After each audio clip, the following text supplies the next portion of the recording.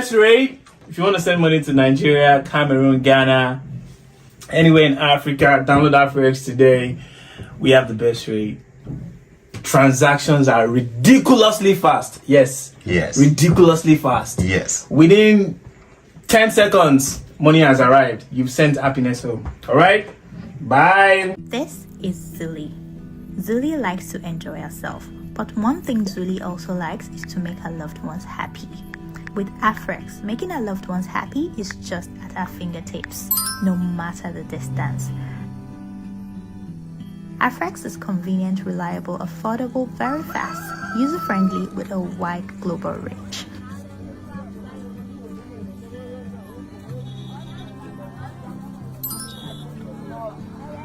Wow!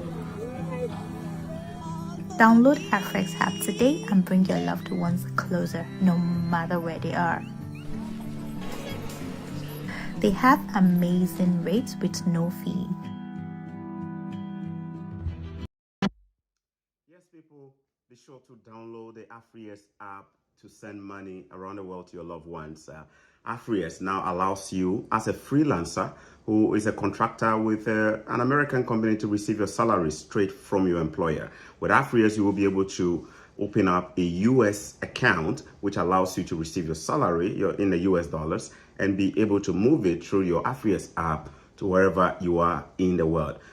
Terms and conditions apply. There is also an eligibility criteria there. You definitely will have to do some KYC for you to be verified and all of that in order to get you set up. But consider downloading the AfriX app. Use it to send money from all over the world, from US, Europe, anywhere you are, to your loved ones in Africa and different parts of the world. All right, today we want to talk about temporary foreign work permits or temporary foreign workers. Some of you may be familiar with the term LMIA, which stands for Labor Market Impact Assessment. Now, in the last few months, the temporary foreign work permit program has come under a severe criticism, coming from the United Nations itself, coming from all kinds of institutions, calling on the government of Canada to take a look at this. So in the last few days, the minister in charge held meeting with businesses in the industry that actually rely on temporary foreign workers. And it was no joke at all. The minister actually said they were considering plans to crack down on the various abuses that are in the system. Abuses reported by temporary foreign workers who say that they've been abused on the job. Some of them said they've been treated like slaves, and a whole bunch of other stuff. Now, before we even go into the details, there is also an aspect of the LMIA program that has also come under a lot of scrutiny. That is the aspect where some illegal folks charge money to process LMIA applications for people or to give them jobs. For those who are aware, the applicant for an LMIA work permit or a labor market impact assessment related work permit called a closed work permit does not need to pay any money aside from the visa application fees to the employer or the government. The visa application fee is actually supposed to be paid to the RCC for them to process your visa for you to come in as a temporary foreign worker on an LMI. However, the reality is that there is a massive fraud in that area. Some employers are charging money to give jobs to people. Some agents are charging money to give jobs to foreign workers or people who want to come to Canada and work. And the amount we are talking about is no joke. These figures are staggering. Some people are charging as much as $20,000 to $50,000 to help people get jobs that come with LMI, just to come into Canada. By the way, this is all illegal. IRCC is not taking it easy at all. Okay, so there is a whole bunch of things around this industry. We'll talk about that. We're going to also be watching some videos to hear the reactions of people who are affected and what they're saying about this. Let's talk about the LMI program a little bit. So COVID happened in 2019 and the Western world or the economies was in shambles. People couldn't work. Basically, you know what happened? COVID shut everything down. You couldn't come into Canada through the airport. There was a lockdown and a whole bunch. Now, the industries that were on their feet, taking most of the hit, were the hospitality industry, the construction industry, the healthcare industry. These were in the industry, and also the agricultural industry. Because no matter what happened with COVID, people still have to eat. People still need healthcare, isn't it? Healthcare became even more critical. So this industry became super critical during that time. In fact, in some provinces, people who were visitor visas or people who were not even, didn't have the status to work, were given the opportunity to work just because Canada's economy was in a bad shape. The COVID situation was worse, and we needed to actually get some help here and there. All right. In some provinces, those who even work as temporary foreign workers or who were given the opportunity to work were even given opportunity to apply for permanent residence. We can talk about provinces like Quebec and a few other places where they had all kinds of programs in place to just encourage people to work. Asylum seekers or refugees were given opportunities to do a whole lot too. All right. So it became more critical from 2019 all the way to 2021, 2022. Then about a year and a half ago, Canada reported about 1 million jobs that were not filled. In other words, we had about 1 million jobs that, according to Stats Canada or the institutions here, employers had difficulty in recruiting people.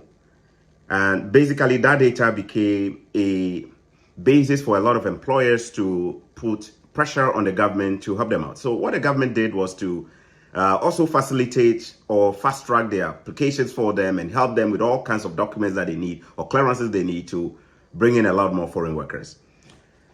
All right. Which countries were sending a lot more of their citizens here? Either the citizens doing it themselves or coming from just these countries. Number one, Philippines. Philippines continue to dominate the temporary foreign worker program. There are lots of Filipinos who come here to work in different industries, and they all have Lmia. Number two, Mexico. Mexico is also another country that has produced a lot of foreign workers as temporary workers. We can go on and on and on. Sadly, you won't find any African country among the top countries that send people to Canada on Lmia.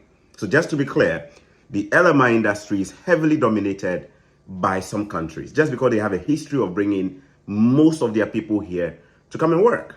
And of course, some of these businesses are also owned by Filipinos or Asians or Indians, so they tend to bring a lot of their people too. All right. Now, no program is perfect. When the government implemented this Lmia thing some time back, they had a clear-cut procedure in place. One of them is that the companies had to prove to the government that the job they are recruiting or they are looking for people to recruit is critical. And not only that, they must also demonstrate that they had difficulty of finding the right people for the job. Now, the process of demonstrating that you couldn't find workers for your job, you were a restaurant owner, you were a farmer, or you were a farm owner, you can't find people to come and work for you, is what brings about what we call the LMIA, Labor Market Impact Assessment.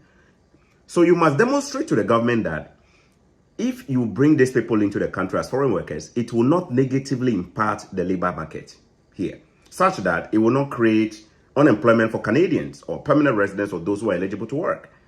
So demonstrate, proof to us that you've done all of that, you've met all the requirements, and when we allow you to bring this foreign worker, Canadians will not complain and blah, blah, blah. That was a beautiful rationale behind the whole process. That is why it is called LMI, Labor Market Impact Assessment. If you want to bring somebody, you must have a positive impact. If the impact is going to be negative on the economy, such that people are going to be angry, you know what I mean? So that we don't develop some xenophobic stuff here, like, you know what I mean? Then they will allow you to bring the people in. Now we are talking finish. Let's see what the situation is, okay? It's not been smooth. So let's see what the situation has been, okay?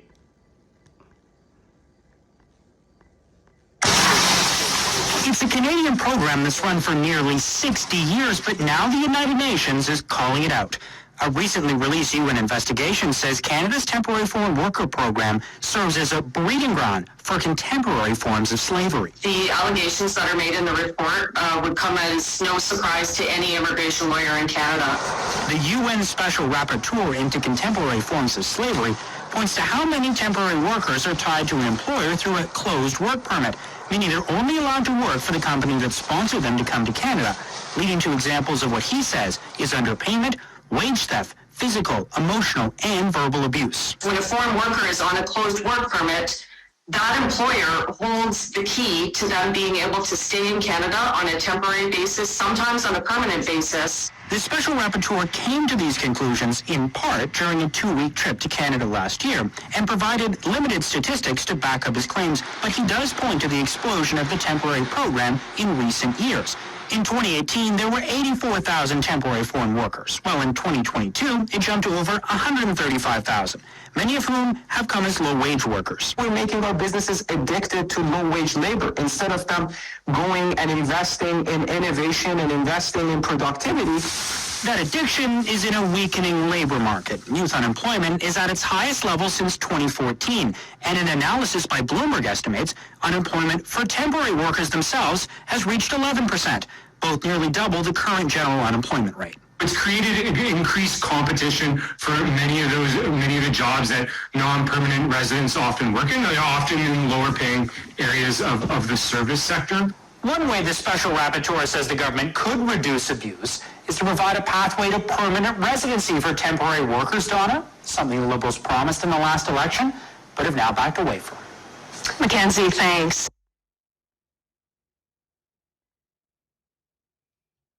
All right, people. So a lot has been said in that particular report there.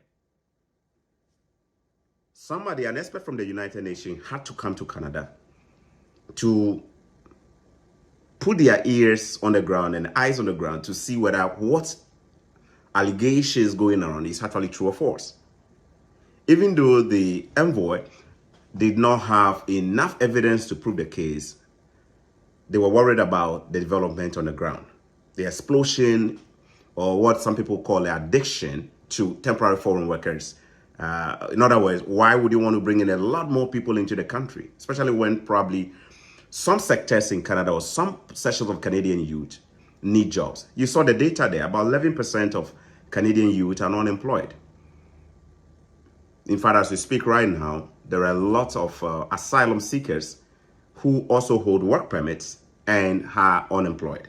I do come into contact with so many of them. Many of them are in Niagara region. Some of them are in Quebec. Some of them are in other parts of Canada. They have work permits, but they can't find jobs. Asylum seekers. And these are all people who are temporary residents in Canada. Now, international students are also in a similar situation. International students are allowed to work 24 hours starting this September. There are many international students who cannot find jobs. Some of them are having to become Uber drivers and doing DoorDash and name all the side hustles you can think of just to be able to survive. So you see, even though the pandemic time made it more critical to bring in temporary foreign workers, the time suggests that where we are right now, the government ought to be moving away from this program a bit. Because we have a lot of people in the country who do not have jobs. That is a fact. It is a fact. Canada's unemployment is at a critical level right now. Now, last month alone, thousands of job losses were reported by the government. And we still don't know what exactly is driving all this. Is it the global trend, economically? We don't know. So we see, if at this time people are complaining that cost of living is up, we're losing jobs, we're not finding jobs, and students are complaining, school fees ridiculously going up for international students. I wish I could mention some of the schools here. Some of them are just jacking up the school fees every semester academic year, $3,000 more on top, making it extremely unbearable for these international students who are bringing in $24 billion, $25 billion into the Canadian economy every year. How then do we look at our immigration program to see how it can benefit the people who are Canadians, the permanent residents, the Canadian youth. Guys, there is a lot of anti-immigration sentiment right now in Canada. A lot. Serious. When I say anti-immigration, it means that the Canadians who may have been supportive of, we are diverse people. We are a beautiful melting pot. We receive people. We are welcoming. We want everybody to, be here and make Canada their home. People are drifting away from this. They say, no, we are at a point where, man, we need to begin looking at ourselves first. Our children can't find jobs. Those jobs that used to be available to Canadian kids, the McDonald's and the Tim Hortons and stuff, right now, these jobs are all gone. The kids can't even get these jobs anymore. When you go there, you know what I mean. When you go there, just look at it. Most of them can't find these jobs, and they are students in high school. And when a country begins to get to this point, it's serious. The anti-immigration sentiment is big all over. Just take a look around some of the countries in Europe, and you will notice that what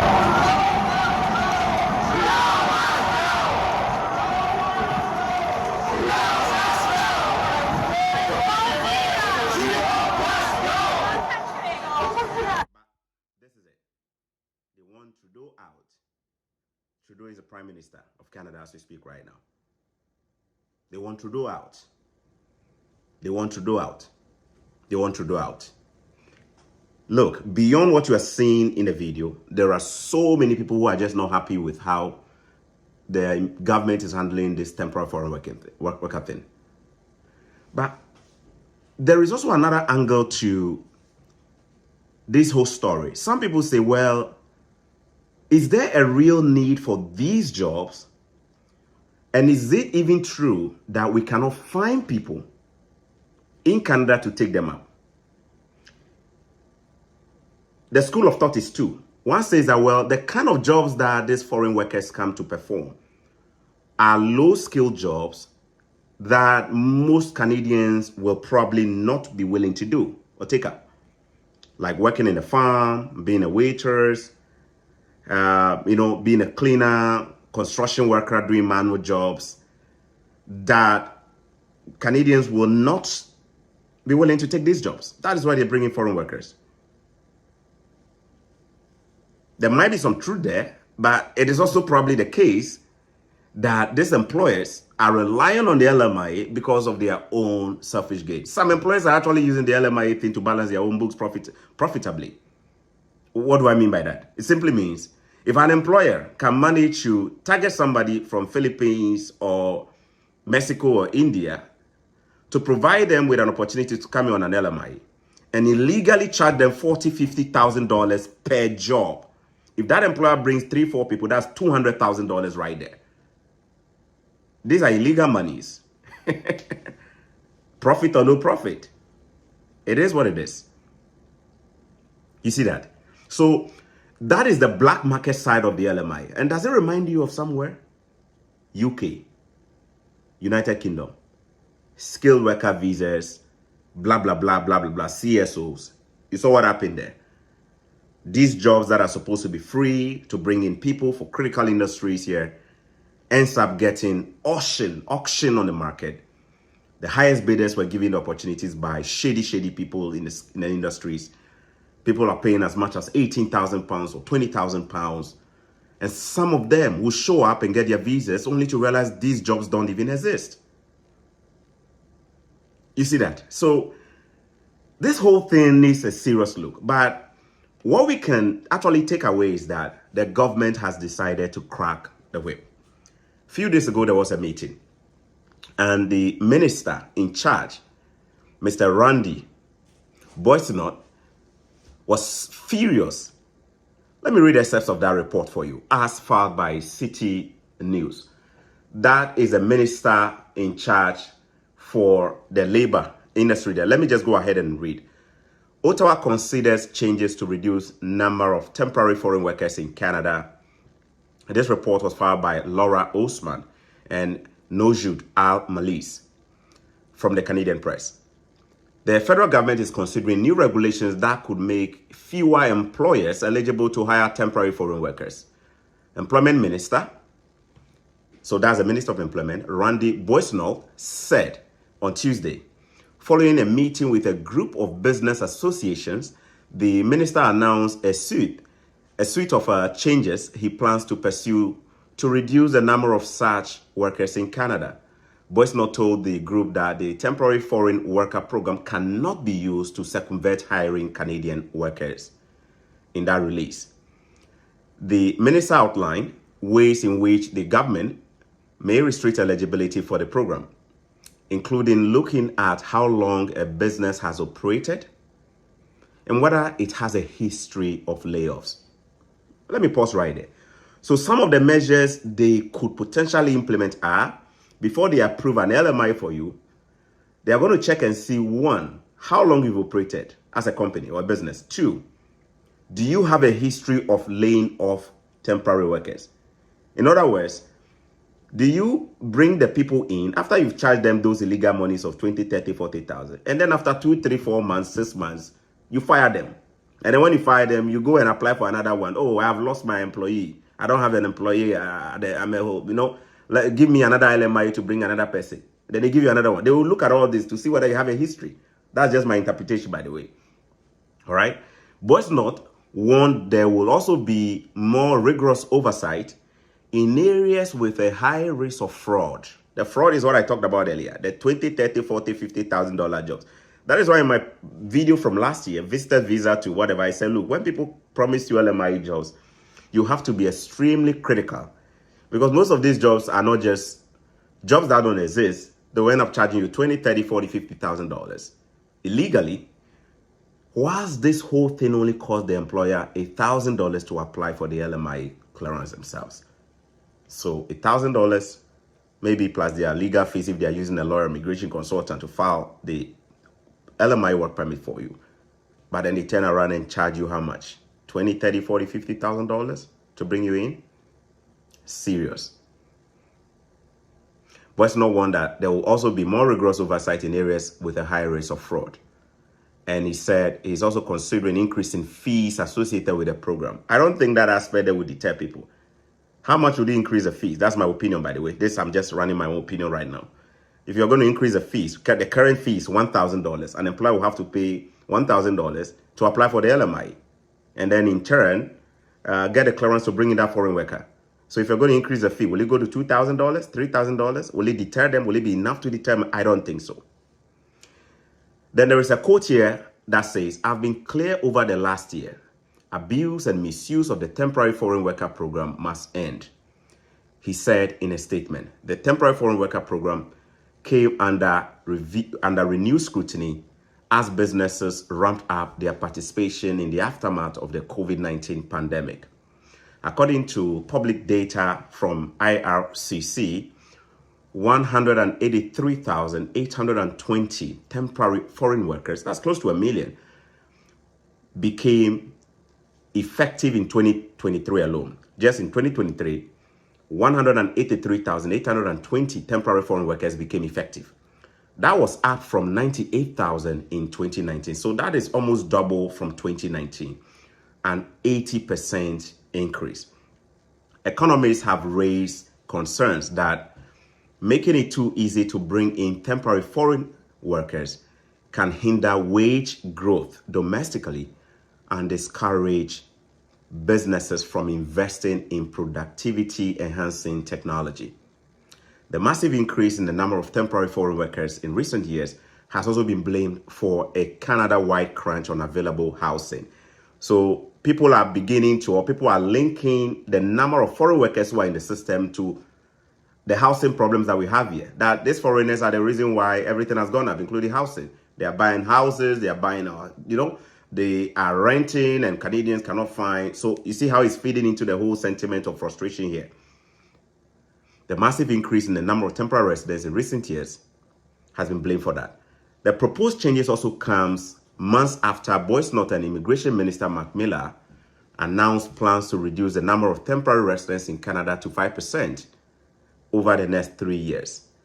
The latest population estimate from Statistics Canada suggested that as of April 1st, temporary residents made up 6.8% of the population. Temporary residents constitute 6.8% of the Canadian population. This report by the Canadian Press was published on August 6, 2024, the report that I just read to you. So guys, that is it. Now, there are some that believe that the government has already started implementing some of the measures. I have reason to believe that, or to lean to the opinion that probably they've started implementing some of them on a soft level. Okay? There are people who go to the border to flagpole because they have received a job offer with Lmia, and then they've been advised or told, or they found out that they could go to the border between Canada and US, a landed border, to file for the Lmia instead of doing it online. Some people do it online, some people go to the border to do it. There are people who get there and they are put under serious scrutiny. In fact, there was a gentleman who went there with an Lmia job offer and all the clearance. And he said that the border official, the CBS officer said, like, he's going to take his time to scrutinize him well, to make sure that the job he got it legit. They had to take his phone from him to go through his phone to see if they can find anything that will implicate. At a point, they had to question him about certain monies that were coming into his bank account, because they asked him to open his bank account for them to see your statement and stuff like that. And then they had to ask him questions. What is this money for? Where was it transferred to? Who was it transferred to? You see, basically, the gentleman is suggesting that the border officer thinks that he may have paid illegal money to get this job. And so the border officer is scrutinizing him over and over again. The least thing they find on your phone, they are not going to approve it. In fact, the chances that when you go, they will approve it for you. If you are not careful, they will send you back and tell you to go and do it online so that they can have proper time to actually scrutinize. Another way is that some Lmia applications are taking a bit longer because they are taking time to investigate and see whether there could be some wrongdoing in the background or shady doing in the background there. Now, the lesson you can get from this is that these are difficult times, not just all over in the world, but in Canada. Unemployment is on the rise. Students are complaining they are being squeezed. The youth are complaining. Canadians themselves are complaining. Housing market in serious crisis right now, as we speak. All kinds of policies from the government that has not yielded the result that it's supposed to, has made the cost of living here extremely high. So if you are a legal migrant or a temporary resident, there is a big anti-immigration sentiment here. You have to tread cautiously.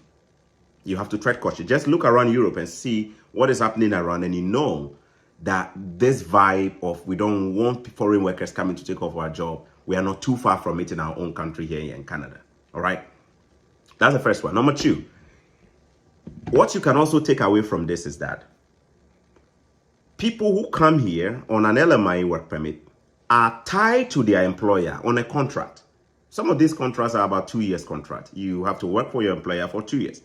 And the Lmia is a closed work permit, which means that you can only work with that employer who hired you to bring you into the country.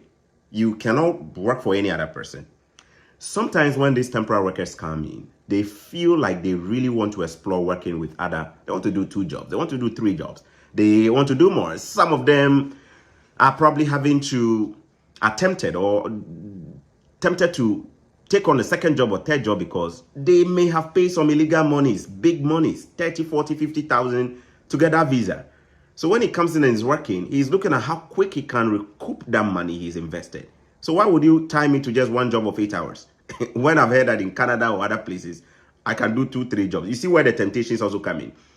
So some of them begin to put in the pressure or activate the pressure of, I want to leave, or I want to go and work somewhere else, or I want another job.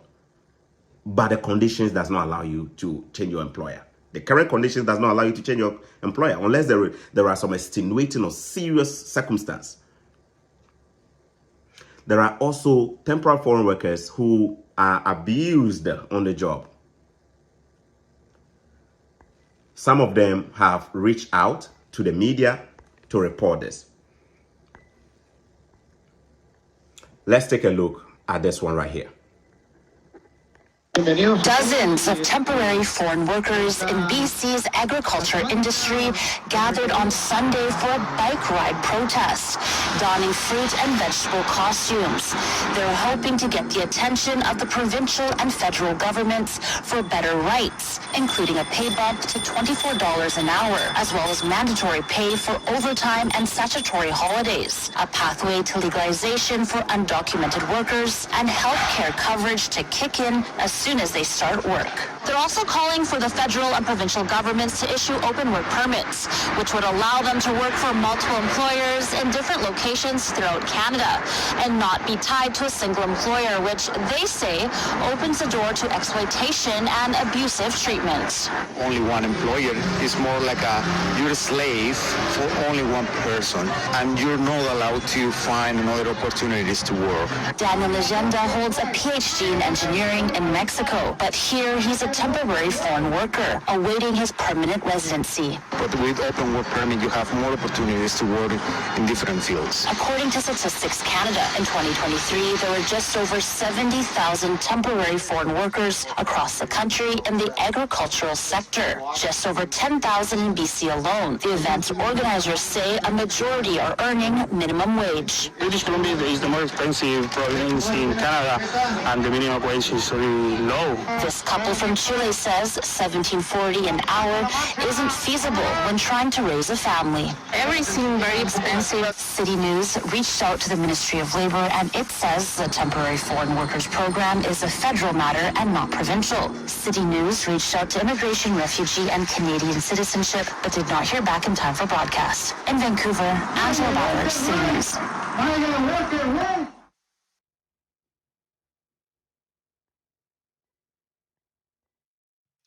right, guys. So you saw the report of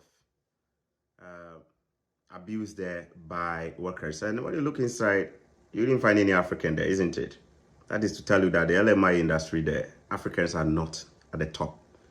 It is the Asian countries, the Latin American or Spanish-speaking countries that dominate that industry. That is a fact, okay? The Filipinos, they are the guys who mostly hold this LMI work permit. Rarely will you see Africans holding it. This is just to let you know that, Charlie, you should feel proud of yourself that we are not the ones who are causing this problem, the LMI industry. You understand what I mean? That's what I'm just trying to say there.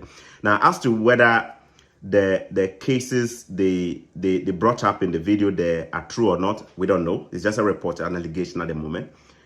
Workplace abuse is a universal thing, meaning that it's something that is pretty common. And even jobs where you might not even be an immigrant, maybe you're a citizen.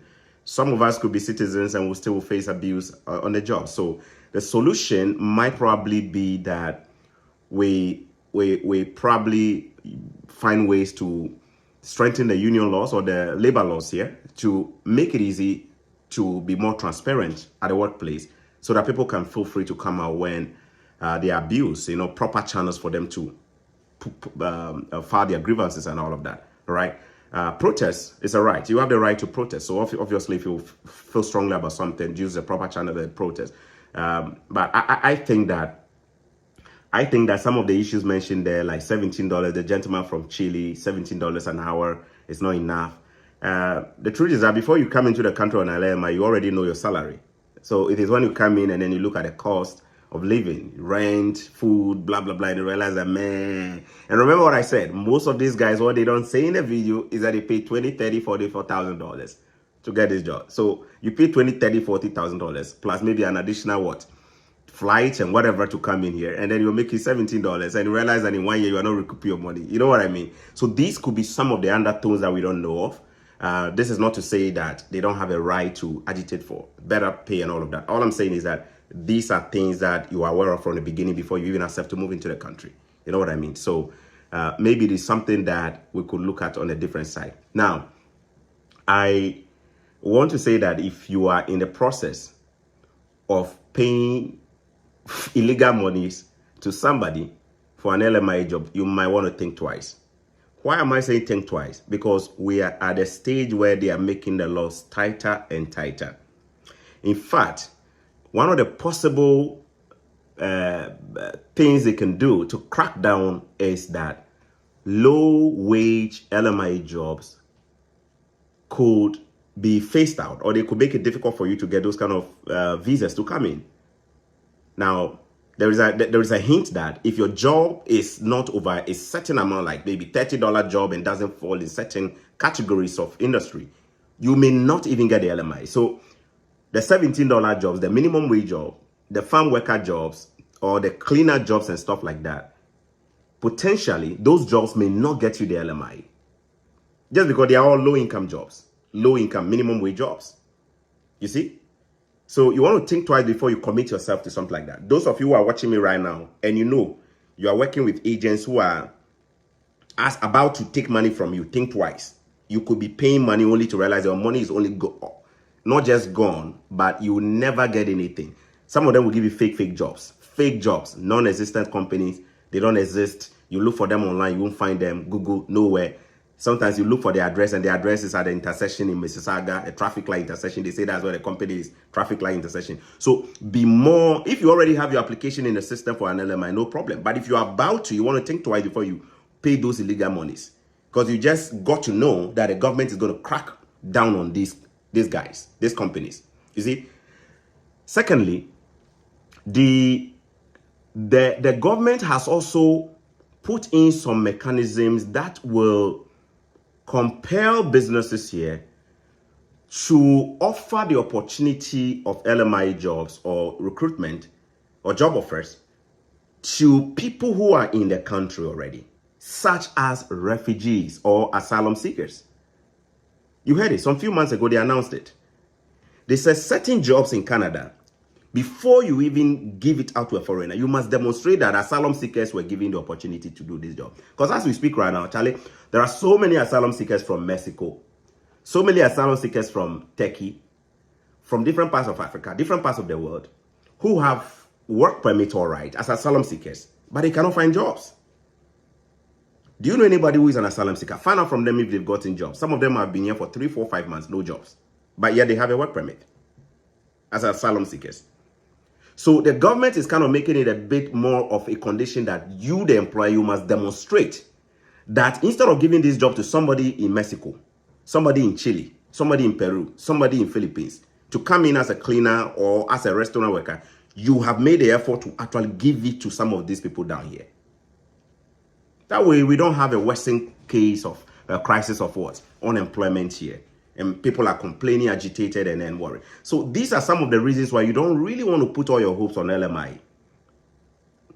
I know say I talk English, so some of you will not listen. You still go and pay. When it overs, you remember we took time to educate you about some of these things, but you chose to still go ahead and pay them. When the government catches you, they will deal with you. Finally, I've also heard that the government is surprising some employers, especially those who take money from you, $20,000, $30,000, $40,000, that will give you LMI. And then when you get the LMI and you come in the country, you are supposed to be working at that facility or company. No be so? All right.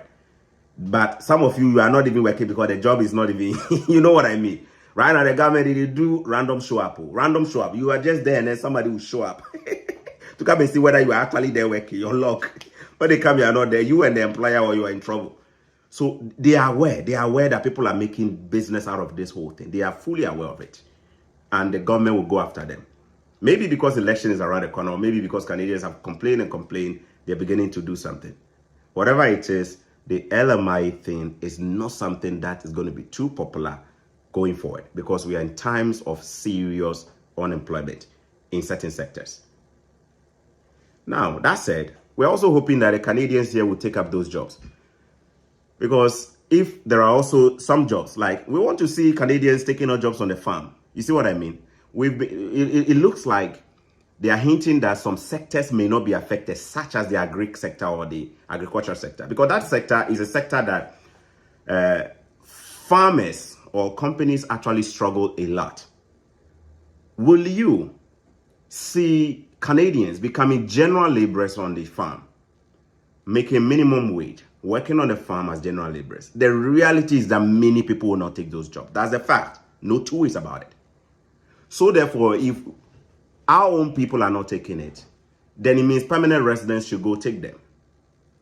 If I'm being honest with you, I ain't going to work on a farm. If you pay me no way, I ain't doing that. I'm a citizen, I won't do that. So if we won't do it, who is going to do it? The students is not going to do. Some students will do, majority won't do it. You see where the problem is? So if we can't find people to fill these jobs, then who will? Will the farms close down because they can't find people? It's a real challenge or dilemma. It's a real challenge. There are some jobs Canadians should be getting.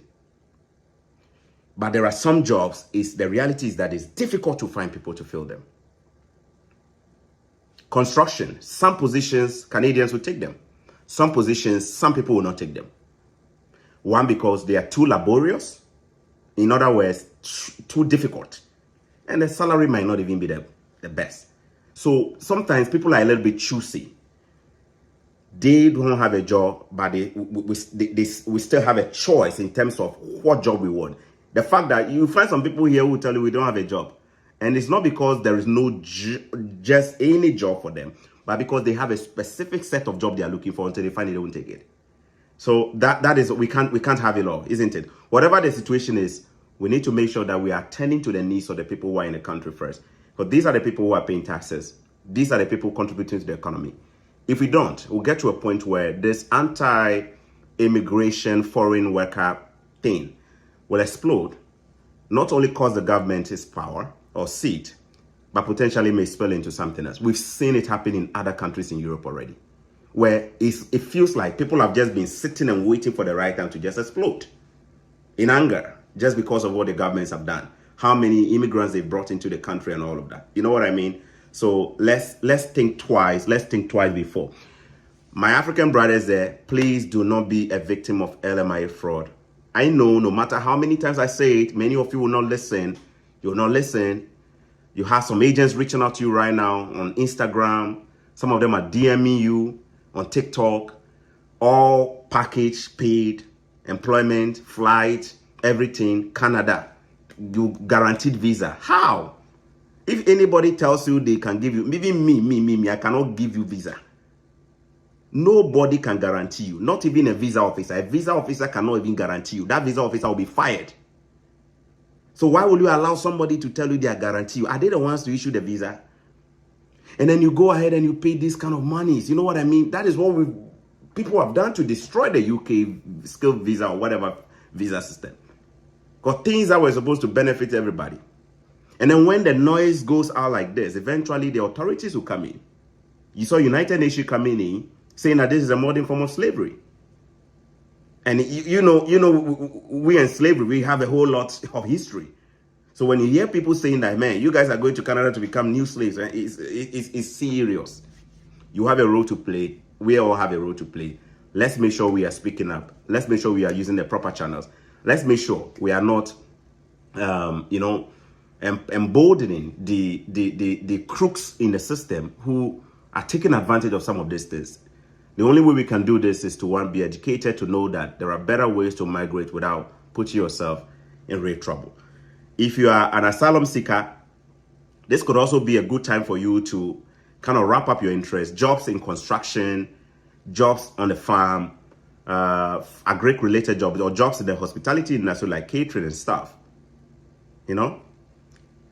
Probably look at some of these industries and put some applications there, because these are the industries that the Lmia workers are coming to. Right? I watched a video somewhere, and then the owner of this restaurant said he cannot find a chef or a cook to cook. He's struggling. He said he's been begging the government to. And then I look at it carefully and I say, like, could it be true? You cannot find a chef? I mean, I know Mama BC. I know so many people around who are, you know what I mean? These people are looking for jobs as full-time cooks. So what is it you cannot find it? I don't understand. The thing doesn't sound, you know what I mean? Because there are so many people here who study culinary and they are looking for companies that can even hire them and probably help them get their PR. So when you say you cannot find a chef, like, I look at the thing and I say, no, this thing only makes sense to me. You can't find a chef. What do you mean by you can't find a chef? There are so many international students who are studying culinary courses or taking catering-related courses. Some of them have finished their own postgraduate work permit. Some of them are even looking for Lmia. But you guys will not give them the job because you want to charge them $20,000, $30,000. And you know they won't pay because they're already in the system. Their eyes have opened. They won't pay.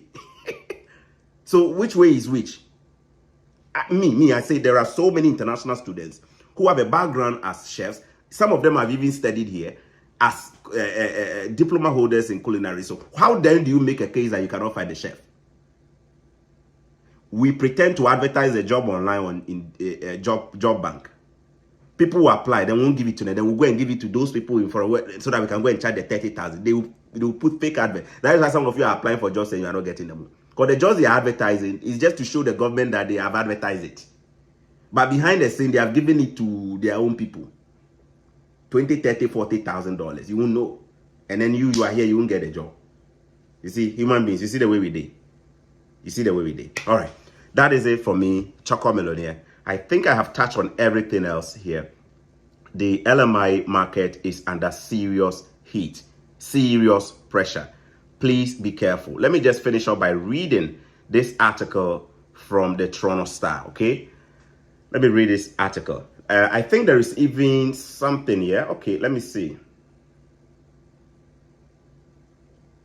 Okay, the Toronto Star reported here that a new kind of slavery, skyrocketing use of temporary foreign workers in restaurants and fast food chains, has advocates concern. Canada's 100 billion food service industry is struggling with labor shortages. Is it really true that it's struggling with labor shortage, or we are using this to get people in who tell them anyway? David Rodriguez says he was abruptly fired from his job after standing up to his abusive employer less than 2 months after arriving in Toronto. So you see, Rodriguez company like this, he was working as a cook, brought from Mexico. He came from Mexico in 2022 to come and work as a cook. 2 months after, he has been fired. As to whether the reason for firing him or laying him off, okay, is justified or not, we don't know. But this employer is likely going to issue another LMI again, or go and get another LMI to bring another person again in. If there are some shady monies being collected, you see what I mean here? It's ridiculous. You understand? The 39-year-old was one of several temporary foreign workers employed at a downtown restaurant, enduring harsh working conditions that he says included aggressive behavior from the owner and then unpaid overtime. There is somebody I know, a West African lady, a Nigerian, who was working as a care worker and was also on a LMI. In no time, she said she was surprised. The employer just fired her. She didn't know what she did, just like that. And sometimes you don't know whether there is a more subtle reason, beneath the veneer that you just don't know. You're fired. And you know how LMI works. With LMI, you cannot change your employer. So if your employer fires you, what can you do? The permit does not allow you to go and work with another person. The permit does not allow you to go and work with another person. So if your employer fires you, what happens to you? You are stranded. You are stranded. You know what I mean? It's serious. It's serious. This industry has been helpful to so many people, especially those who came the proper way, those who were offered real opportunities to come without having to pay those illegal monies. All right? But it's been abused. It's been abused. Let me take a story here from Al Jazeera. Al Jazeera did a story on this, and it's an interesting piece. Permit me to read this to you, okay? Let me read the story from Al Jazeera.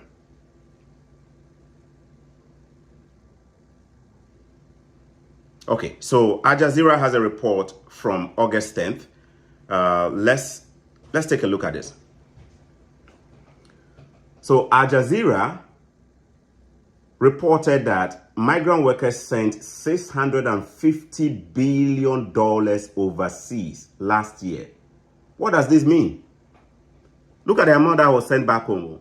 Foreign remittances, Western Union, whatever, name all of them, Afries, name them. Migrant workers, temporary foreign workers, $650 billion was sent overseas. Let me read a bit of that. People living abroad are sending more money to their families at home. But what types of money transfer services are available and how do they work? Okay, Afries. Download the Afries app and use it to send money. Okay, download the Afries app. Okay, and use it to send money. Now, let me read it. Mina Hamid, who hails from Kabul in Afghanistan, moved to the Netherlands at the age of 11, says she will never forget the first time she sent money to help her family members back home.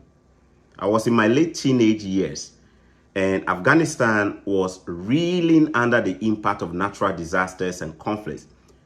making it hard for my extended family members to afford basic necessities. So I began sending between 20 and 30 euros, which is approximately $21 to $32 occasionally. This is money I earned from my student job, seeking to support them. Hamid told Al Jazeera.